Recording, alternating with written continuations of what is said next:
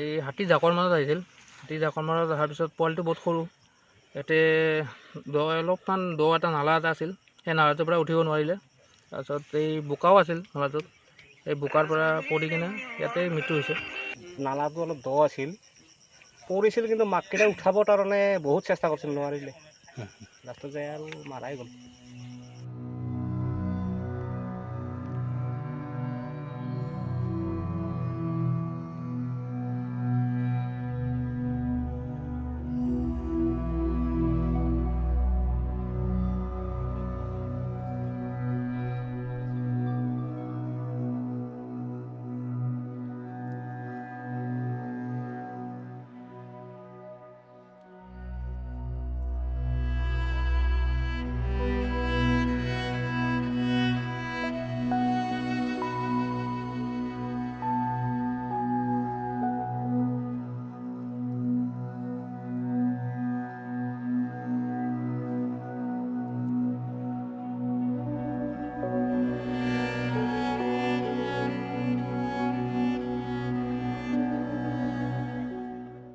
Don't forget to like, share, and subscribe to East Mojo. For any queries, put them down in the comments section below and press on the bell icon for notifications.